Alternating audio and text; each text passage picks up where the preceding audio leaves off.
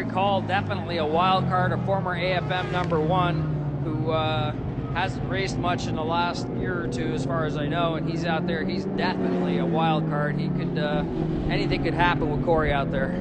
You know, John, I'm going to go on record as saying that Corey Call is one of the most naturally talented motorcycle riders I have ever had the privilege of riding with. I've ridden with him on the racetrack, I've ridden with him on the streets, and he's done things on motorcycles that are just physically not possible, and he makes it look easy. You know, I've had that experience with Corey myself. He is unquestionably a gifted bike handler. I once had him pass me on the outside down at Buttonwillow going through Lost Hills. And he actually got in too hot and he lost it. He didn't lose it, but he knew he wasn't going to make the turn. So as he came over the top of the hill, he stomped it down, popped the front wheel off, and rode a wheelie out into the dirt and rode it back on the racetrack farther down the way without even hesitating. I saw him shake his head, make the choice to do it, and the guy is gifted, but he's never really put together a program that would take him nationally. He rode for a Twins class AMA team for a while. And we got a pretty good grid going on out there right now. This is definitely the Formula One race. We're on a 3-minute board right now, and they're changing over to a 2-minute board. Open Superbike going on right now. Pardon me, I misspoke. One board. Sideways,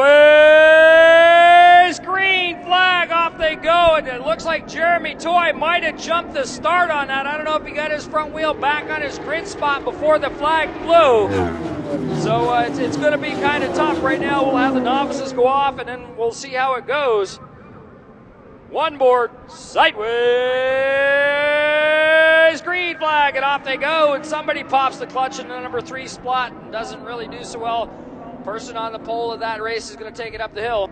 John, I think that's going to have to count as a jump start, even though he's done it well before. He didn't have his grid position. He's working his way back, but I'm not sure he's going to care because I think he's just using this this whole race as practice for the later Premier Class race. I think you're absolutely right. I'm sure they'll dock him a lap, or they don't assess stop and go penalties here at the AFM. And look at Ricky Corey out in front. Ricky Corey with a commanding lead already, charging hard to number 7, and behind him, I think that's Martin Schwark. Wouldn't surprise me a bit. You notice that Ricky Corey carried the front wheel of his bike most of the way down the drag strip. That bike's just got some incredible power. Chris Siglin, I believe, in the number 3 slot as they charge out of 8A. Wheels up as they fly on down into turn. And look at the action there. Chris Siglin, there's a black flag out. Something has happened on track. Bikes are going to be coming into the pits real quick. I'm not sure what's happened, but we have full course black. Okay, we got a red flag at start finish right now, so that's definitely not a good sign. Somebody must have stacked it up a little bit hard somewhere. We'll see if we can't find out what's going on, who it's going on with, and get you his information as soon as we can.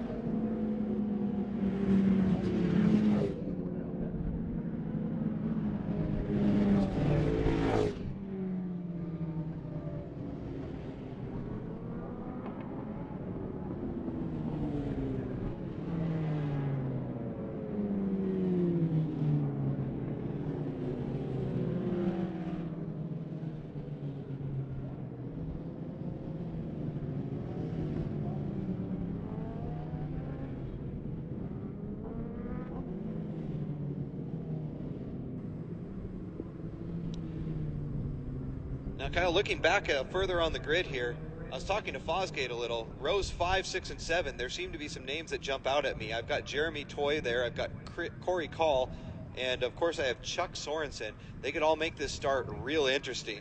Now, I don't know if he's in there, but also Chris Ulrich is registered in this race. I'm not sure if he's there, but I would expect Ulrich to get up there and mix it up with the front a little bit. And there's Chris Ulrich. I see him back on that row. He's on the red bike. 2 board is up. 1 board. On its side, the revs go up. Green flag, and we are racing the whole shot. Chris Siglin got it this time, and he's followed by Ricky Corey as they charge on up the hill. Martin Schwartz in 4th, Lenny Hale in 3rd as we're going to the next wave. 2 board is up. 1 board. It's on its side. Green flag, and off they go. 3 spot, pulled the front wheel again, and the man on the outside of the front row gets the whole shot going up into turn 2. It looks like Tom Kuchno is taking over the lead as they charge on up the hill. We're looking for the blind side of the track. This is where our leader's going to be popping out at any moment. That's the famous carousel, the big sweeping downhill left-hand corner.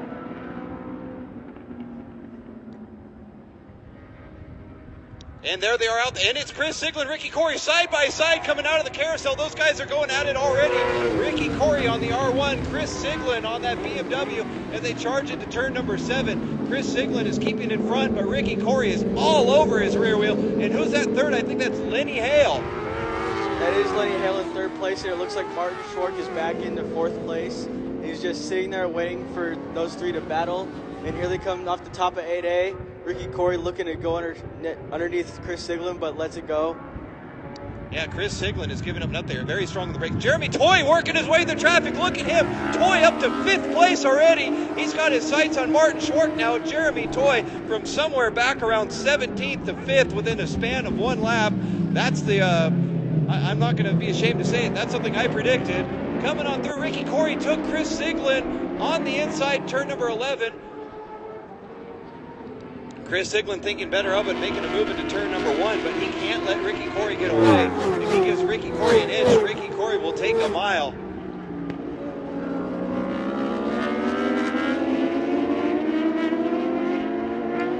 Ricky Corey working his way down in the bottom of the turn 3, up over into 3A. Chris Siglin holding off Lenny Hale.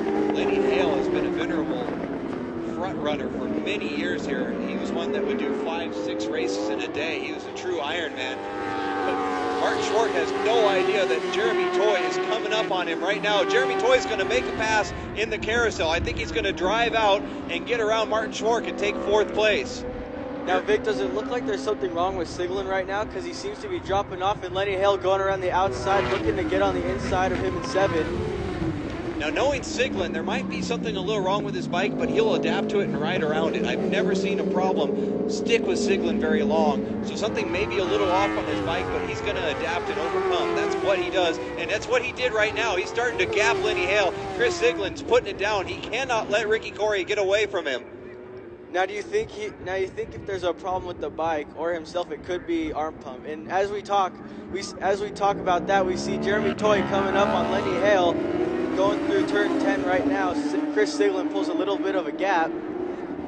And Jeremy Toy, I guarantee, is going to take a spot in 11 here. He comes in deep on the brakes. He doesn't make a pass there, but we've got the exit still in front of us. Jeremy Toy, 4th place, charging on through the field. Lenny Hale fighting him off. They look like the power is pretty equal between those bikes as they go through turn 1. Now, as we talk about that battle of that group, Ricky Corey is starting to pull away by a mile, as we said earlier. It looks like he's just trying to pull away so he can conceal that win in this class. Yeah, there's only 7 laps in this race, so there's not a lot of time to make up that gap, and the gap is already building. Ricky Corey up in front.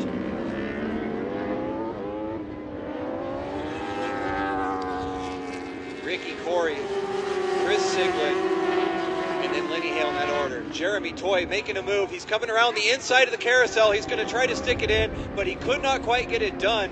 Lenny Hale found some extra speed as he charged on through the carousel, keeping Jeremy Toy behind him. Jeremy Toy still on his wheels as they go up into turn number 7.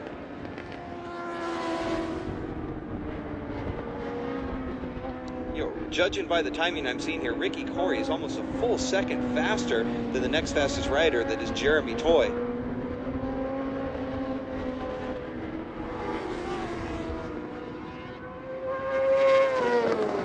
Now, as we're looking at the times, we see Jeremy Toy going underneath Lenny Hale into turn 9, and Chris Siglin seems to be pulling away a little bit, but it doesn't look like it will last, staying on the pace that Jeremy Toy is on. And he's already beginning to pull away from Lenny Hale and beginning to close in on Chris Siglin. And we've seen this battle before. Lenny Hale is falling back into 4th place. Jeremy Toy all over the rear of Chris Siglin. Chris Siglin's getting his pit board signal. He knows he's there. He's going to have to survive in front of Jeremy Toy if he wants to keep second. So I'm not sure if his program has gone from trying to catch up to Ricky Corey to trying to fight off Jeremy Toy.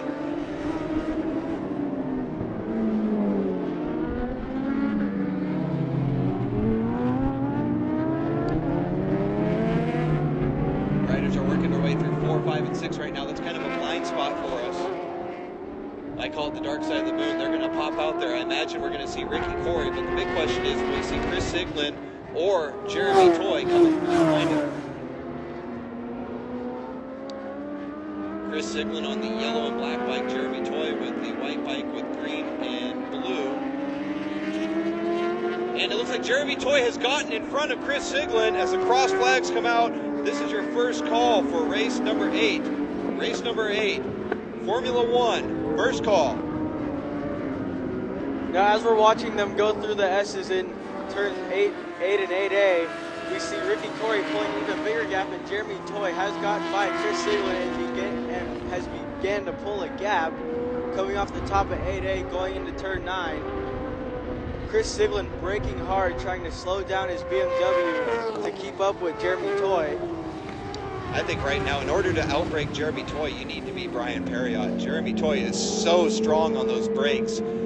They come into turn number 11. Chris Siglin is not losing any ground, but he's not gaining any. He's only got about 3 laps left to get this done.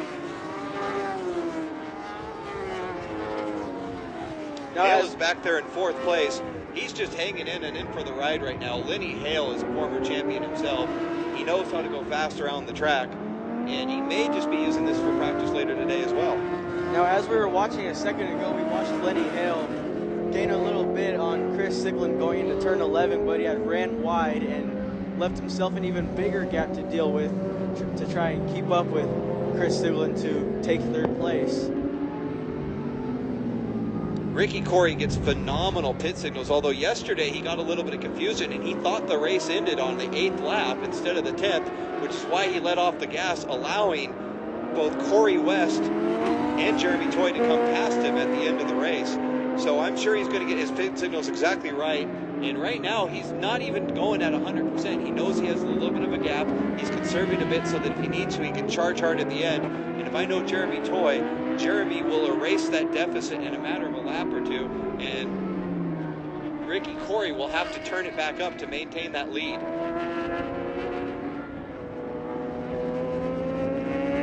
Now, Ricky Corey seems to be pulling an even bigger lead over Jeremy Toy. Either Toy is making mistakes as he almost cut through turn 9A right there, and it seems to be just giving Ricky Corey even bigger advantages to pull that gap even farther. Well, I spent a bit of time talking to Ricky Corey in the pits, and he spends a lot of his time thinking about the track, thinking about what he's doing. He's a very methodical rider when he's out there, and he knows how to dial it back a bit and how to dial it up a bit. And I'm thinking right now he's a little off his 10/10ths, but he's got that reserve, and even not quite going full bore, he's got a fastest lap. So I'm not convinced that Jeremy, well, of course I've said that Jeremy Toy can't catch him again, and last year he did, so you can never write off Jeremy Toy. You should never write off Jeremy Toy depending who you are. You should never write off Jeremy Toy, even if you don't know who he is. You shouldn't underestimate him at all. He's one of the big top runners in the AFM when he comes, saying that he runs in Wira. And there they are coming out the carousel. Jeremy Toy has made up more distance on Ricky Corey. Ricky Corey's pit board this time better say put it up to 10/10ths, because Jeremy Toy is coming for him, and he's coming for him fast as they come through turn 7.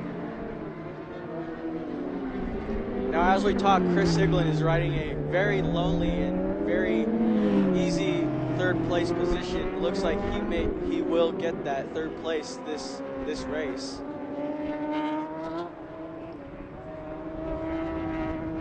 And look at the speed differential as Ricky Corey comes into turn 9, lapping some traffic. He was carrying a lot more speed, but he's getting held up on the exit. This is allowing Jeremy Toy to come up a little closer as well. But again, I'm not sure he's within a striking distance. Ricky Corey has now put 2 lap riders between himself and Jeremy Toy as he heads into 11.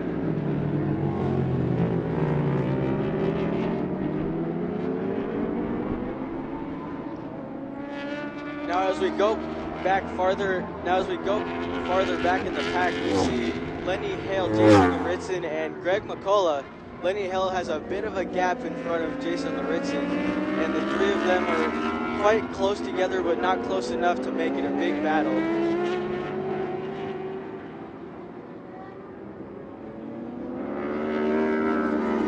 And the white flag's out. That means this is your second call for race number 8. Race number 8, second call, Formula One. Looking back there, Jeremy Toy is working his way through the traffic pretty well. Martin Schwark is still hanging in there with, I believe, 4th place. Martin is really figuring out that Kawasaki quite well, and I know he'll take data that he gathers from this race and get with Mike Canfield and apply it to give a stronger run next time. As up on the front straightaway, or the drag strip, that is Ricky Corey. Jeremy Toy has gotten around some more traffic, but Ricky Corey has almost that back straightaway between himself and Jeremy Toy. Now, as you look back behind Ricky Corey and Jeremy Toy, Chris Siglin had just gotten to those 2 lappers that Corey and Toy had to deal with earlier. He had some trouble getting by the first one coming out of the carousel, turn 6. And look at Ricky Corey coming through turn 9. It's like he's done this 100 times before. He's got 1 lap rider in front of him that he will pass, and then it's a checker flag waiting for him. Jeremy Toy is about a good 30 bike lanes back. Ricky Corey just needs to be smart. Oh, and the lap traffic, that's at exactly the wrong moment. It's not going to be a factor. Ricky Corey is not phased, but now he's a drag race with some lap traffic. And checker flag, that's going to be your final call. Race 8, final call. Ricky Corey takes the lead, followed by Jeremy Toy, and this should be Chris Siglin with 3rd place, and here he comes, Siggy with 3rd. And then back there, it's Martin Schwark, and then we have Lenny Hale, Jason Laritzen, and Greg McCullough finishing out 4th, 5th, 6th, and 7th. Great racing on all of them there. Jeremy Toy was just absolutely on fire, working his way through the traffic, but had spent too much time getting past other riders to be a threat to Ricky Corey. So Ricky Corey takes the win